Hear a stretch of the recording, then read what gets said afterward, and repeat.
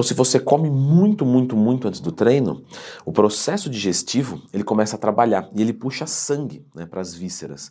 E com isso falta nas periferias e aí você tem uma perda de função motora eficiente.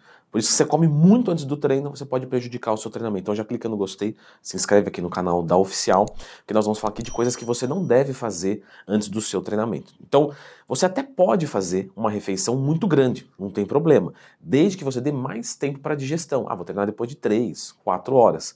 Você já percebeu que uma refeição maior demora mais tempo para digerir, né? Se você comer um pouquinho de feijoada é uma coisa, se você comer um montão, vai demorar muito mais. Uma outra coisa que eu recebo muito dos meus alunos da consultoria, inclusive leandroin.com.br, é o treinar em jejum, né? Quando você é iniciante e vai treinar em jejum, você costuma passar mal, isso não é regra, tá? Tô falando via de regra, não regra.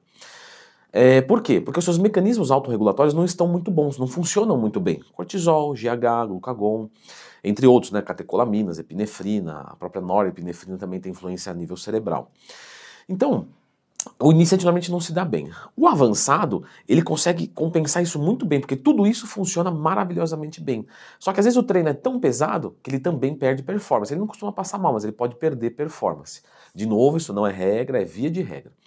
Então quem vai se dar muito bem é o intermediário, onde já condicionou um pouco o seu corpo nesse sentido e o treino não é extremamente intenso.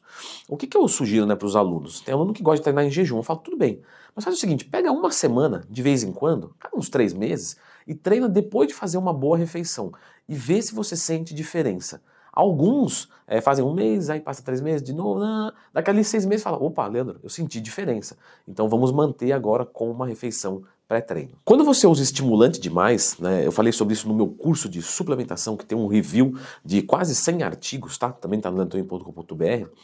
Você ativa demais o seu sistema nervoso simpático, que é o que te coloca em estado de luta ou fuga, e isso é maravilhoso. Mas quando é excessivo, você começa a ter tremedeira, você começa a ter uma confusão mental, né? Você perde o foco, você começa a ter dificuldade para coordenar perfeitamente o movimento e sentir a musculatura. Então o excesso de estimulante é muito mal para você. Tá? O que eu vejo acontecendo? Por exemplo, tem gente que toma pré-treino. Leandrão, mas eu tomo pré-treino e fico de boa. Só que no treino de perna eu estou passando mal. O treino de perna e de dorsal, eles são treinos mais intensos. Então, se você está usando uma dose grande de um estimulante, é nesses treinos que vai apitar. Então, se você está passando mal no treino de perna ou treino de dorsal, pode ser realmente que você não está respirando muito bem, né, que você está aprendendo a respiração, pode ser que você está muito cheio, pode ser, mas assim, o estimulante alto nesses treinos vai cantar mais. Então, caso você sinta isso, dá uma descontinuada. Se você descontinuar e não resolver, lembra de procurar Leandro Twin mais tema aqui no YouTube, que eu tenho um vídeo só sobre isso, enjoo, dor de cabeça, vertigem durante o treino. Quando eu falei lá da refeição grande, a gente também tem que lembrar que às vezes uma refeição não precisa ser muito grande, mas se ela tiver muita fibra e muita gordura, a digestão também fica mais lenta. Não tem problema você ter fibra e gordura, desde que você dê tempo para digestão. Tá? Leandro, quanto mais ou menos é um tempo bacana assim, né? Isso é uma pergunta que eu recebo muito lá no Instagram, que eu abro caixinha de perguntas todo dia, se quiser me mandar uma dúvida, @LeandroTwin. Tá? Normalmente uma refeição líquida, entre 1 a 2 horas. Né? Quando você estiver se sentindo bem, fala, tô leve, tô bacana, vamos lá. Uma refeição sólida, mais ou menos, tá? 1h30 a 3 horas. Né, se for uma refeição muito, muito grande. Mas normalmente entre 1h30, 2h30 vai muito bem. Só que se você colocar muita gordura, muita fibra, uma proteína mais difícil de digestão, como por exemplo a carne vermelha, talvez você vai ter que ficar ali entre 2 a 3 horas. Você tem que ter percepção. Então você faz e testa. Aí no outro dia você põe mais meia hora. Opa, senti que piorou, senti que melhorou. Porque esse é um outro ponto também, né? Se você consumir uma refeição pré-treino muito fraca, você também pode perder performance. Então, na minha experiência, lógico, né? E eu não estou falando só do meu corpo, mas acompanhando vários alunos há muito tempo, a refeição pré-treino ela é bem complicada mesmo, assim, ela é bem particular. Então tem gente que se dá bem com refeição grande, pequena, sólida, líquida, longe, perto. Então vai dando uma testadinha e vai vendo que você se identifica melhor. Lembrando que um dia só não dá para testar, né? Porque aí, de repente você dormiu mal e fala, hoje eu não rendi bem com essa refeição. Então teria que testar pelo menos aí 1 semana. Fazer flexibilidade, vamos entrar um pouco no treino agora, antes do seu treinamento de musculação, um pouquinho pode ser bom, tá? Você melhora a sua mobilidade, então você consegue executar melhor um movimento com mais segurança. Agora, se você faz um trabalho de flexibilidade muito intenso, isso pode ser sim prejudicial.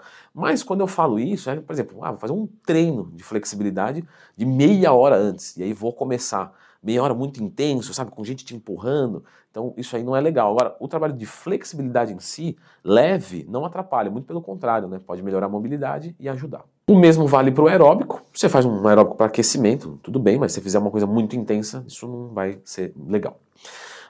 Voltando na dieta, a lactose também é um outro ponto que quem não digere bem, tá? Pelo amor de Deus, quem não digere bem a lactose pode ter problema, ficar muito estufado, ficar com gases. Então, se você perceber que o leite, para você fica assim, é melhor você usar ou uma quantidade menor, ou você usar o leite e a suplementação da lactase da Oficial Pharma, ou então você trocar por alguma outra coisa. O carboidrato de alto índice glicêmico causa também sonolência em muitas pessoas, mesmo quem tem sensibilidade à insulina boa. Então fazer uma refeição pré-treino com carboidratos de baixo índice glicêmico costuma ser mais eficiente. Vou fazer de alto índice glicêmico, beleza. Mas então dê um tempo maior para esse processo de sonolência pós, né, carboidrato de alto índice glicêmico passar e você treinar bem. Uma coisa que eu sugiro, assim como pré-treino, às vezes a pessoa está usando ali um pré-treino da Oficial Pharma, e às vezes não está batendo tão legal porque ela está cansada.